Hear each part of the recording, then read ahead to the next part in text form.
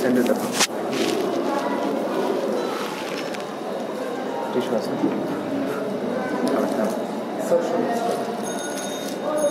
আসসালামু আলাইকুম রহমতুল্লাহ আলহামদুলিল্লাহ ওয়াসসালাতু ওয়াসসালামু আলা রাসূলিল্লাহ কুল্লু নাফসিন যায়িকাতুল মাউত আল্লাযীনা ইযা আসাবাতহুম মুসিবাহ ক্বালু ইন্না লিল্লাহি ওয়া ইন্না ইলাইহি রাজিউন।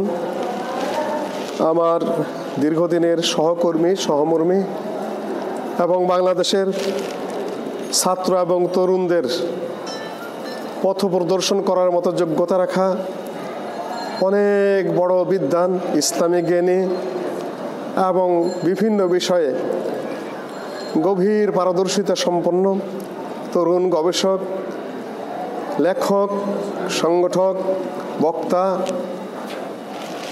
পিএইচডি গবেষক জগন্নাথ বিশ্ববিদ্যালয়ে জনাব শাহাদত হোসেন খান ফয়সাল, আল্লাহ তাআলা তাকে অতি অল্প সময়ে পৃথিবীর থেকে নিয়ে গেছেন। ইন্না লিল্লাহি ওয়া ইন্না ইলাইহি রাজিউন। নিজেকে বড়ই অপরাধী মনে হচ্ছে যে আমরা তার জন্য তেমন কিছু করতে পারিনি। তা আল্লাহর ডাক আসলে সেখানে সাড়া দিতে হয়ে চলে গেছে। রাত দিন কত জায়গায় কত স্মৃতি তার সাথে আমার রয়েছে। চাপা স্বভাবের মানুষ, কোনোদিন তার অভাবের কথাও বলতো না, সমস্যার কথাও বলতো না, রাগারাগি করতাম। তুমি কাজ শেষ হওয়ার পরে শুধু আমাকে বলো, আমি অনেক কষ্ট পাই। তারপরে বলতো স্যার ঠিক আছে, এরপরে বলতো না। অতি অল্প বয়সে আল্লাহ ওয়াহদাহু লা শারীকা লাহু তাকে নিয়ে গেছেন। এর মধ্যেও সে চেষ্টা করেছে যতটুকু জাতিকে দিয়ে দেওয়ার জন্য। গুনাহ মাফের উপায় নামে একটা বই লিখেছে। হয়তোবা তার মনে জান দিয়েছিল এত অল্প বয়সে গুনাহ মাফের প্রয়োজনীয়তাটা কি। আরেকটা বই শিশুদের উপর লিখেছে বলে জানতে পারলাম কিছুক্ষণ আগেই। রাত দিন সর্বত্র মানুষের মধ্যে জ্ঞান বিতরণ, ইসলামী সমস্যার সমাধান ইত্যাদি করেই কাটাতো। এবং লেখাপড়া, সাংগঠনিক কাজ, যত বৃহত্তর কাজ দিয়েছে। তার হাত ছিল আমানতদারের হাত। অল্প সময়ের মধ্যে অত্যন্ত নির্ভুলভাবে সে সেটা ফেরত দিতে পারত, যেটা তার বিরল দৃষ্টান্ত ছিল। চাপাপ স্বভাবের মানুষ কাজে অনেক জানতে পারতাম না, বুঝতে পারতাম না। অসুস্থ হয়ে পড়েছে জানাই নেই, ফুসফুসে রক্ত যাচ্ছে জানায়নি।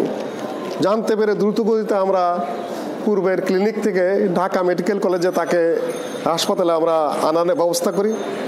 ফুসফুসে রক্তক্ষরণটা বন্ধ হয়ে উন্নতি হয়ে গিয়েছিল, হাসি খুশি খাওয়া দাওয়া করছিল। হঠাৎ করে রাতে সকাল 10:30টার দিকে আবার ব্যাপক রক্তক্ষরণ শুরু হয়। জাকারিয়া আমাকে ওখান থেকে ফোন দিয়ে কান্না শুরু করে।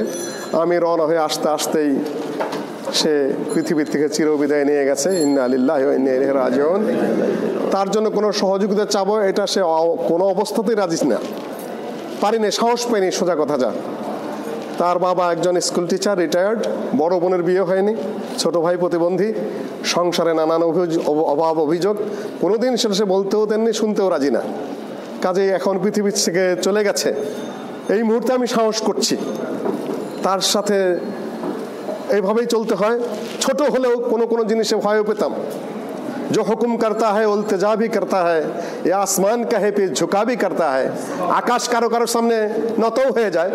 তার সততা এবং চাপা স্বভাবের কাছে আমিও মাঝে মধ্যে নিচু হয়ে গেছি। ये आसमान कहे पे झुका भी करता है। এরকম ছিল তার স্বভাব। এখন সাহস করছি আপনারা যে যেখানে আছেন, ছাত্রদের এই প্রতিনিধি, যুবকদের এই কণ্ঠস্বর, এই সৎ, এই আত্মপ্রচার বিমুখ, দিনদার, পরহেজগার এই বিশাল আলেমকে আপনারা সহযোগিতা করবেন, তার ফ্যামিলিকে। তার নামে আমি মসলিউদ্দিন, আমি আবেগপ্রবণ মানুষ না, আমার চোখ দিয়ে সহজে পানি পড়ে না, এই বদনাম আমার আছে। কিন্তু আজকে সারাদিন আমি আমার কান্না ছাপা রাখতে পারিনি। এক বিশাল প্রতিভা হারিয়েছি, আমার হাত পা মাজা ভেঙে গেছে। আজকে যদি আপনারা পারেন তাকে আমরা আমাদের মধ্যে জাগরুক রাখতে চাই, যুবকদের জন্য, দেশের জন্য, জাতির জন্য। তার নামে আমি একটা ট্রাস্ট করতে চাই, আমরা করতে চাই সবাই মিলে, শাহাদত হোসেন খান ফয়সাল স্টুডেন্ট ট্রাস্ট, ছাত্রদের জন্য। এখান থেকে অন্য ছাত্রদের যেন আমরা সহযোগিতা করতে পারি। কোনো প্রতিভাকে যেন এভাবে স্বল্প চিকিৎসায় যেন যেতে না হয়, আমরা যেন আরও তৎপর নিতে পারি। সবাইকে বলবো যে আপনারা সবাই তার পরিবারের জন্য এবং এই ট্রাস্ট গঠনের জন্য সহযোগিতা করবেন উদার হাতে। দোয়া করবেন তার জন্য, আল্লাহ যেন তাকে জান্নাত নসিব করে। আসসালামু আলাইকুম ওয়া রাহমাতুল্লাহি ওয়া বারাকাতুহু।